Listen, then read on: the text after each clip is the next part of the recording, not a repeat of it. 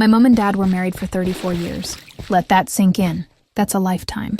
A whole generation. They met when they were young, full of dreams, full of hope. And like many couples of their time, they didn't marry for money, or clout, or social media likes. They married for love, for family, for what they believed was forever. They had 5 children together. We weren't rich, but we were cared for.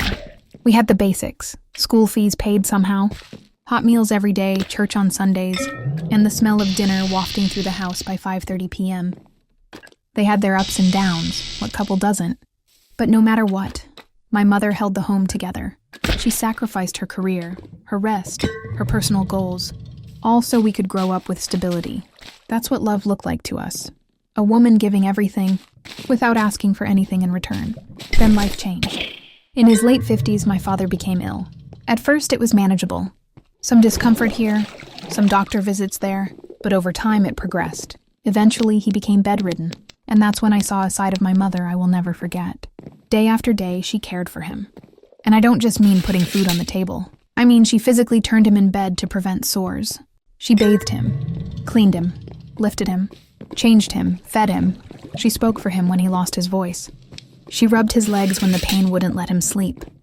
She sat by him through the nights while the rest of the world rested. She gave up 5 years of her life, completely. No vacations, no time off, no recognition. Just duty, love, and quiet suffering. When he passed away, we mourned. But I'll be honest, part of me felt relief. Not because I didn't love him, but because I thought finally, my mother could breathe. Finally, she could rest. Finally, maybe, she would receive some kind of support, some recognition for those silent years of caregiving, some kind of thank you, even if it came too late.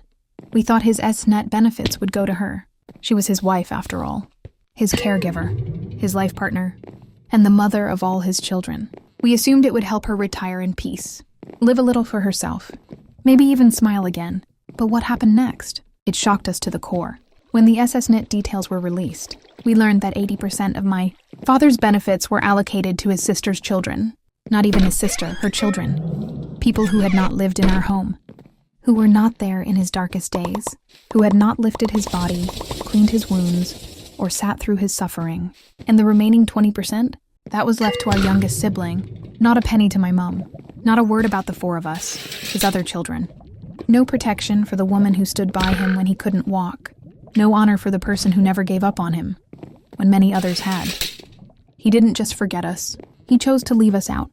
And in that moment, a marriage of 34 years vanished in a single line of paperwork. I looked at my mother when the news came. She didn't break down. She didn't yell. She just sat quietly.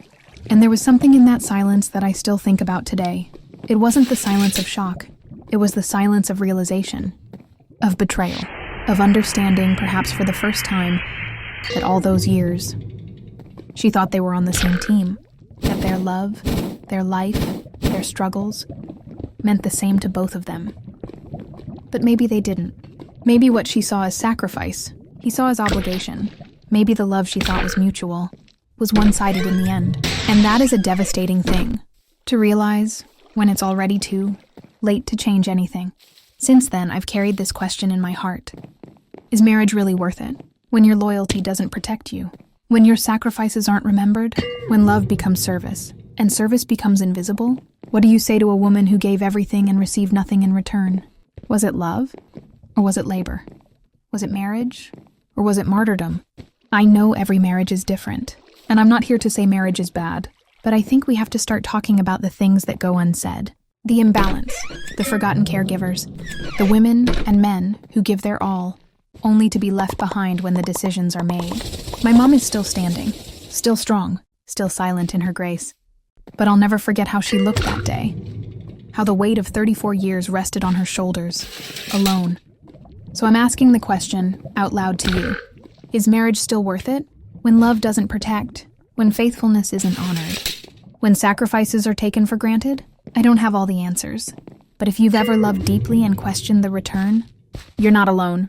And maybe, just maybe, it's time we stopped glorifying endurance and started valuing equity in our most intimate bonds. Let me know what you think, because this story, it isn't just mine. It's happening in quiet homes everywhere.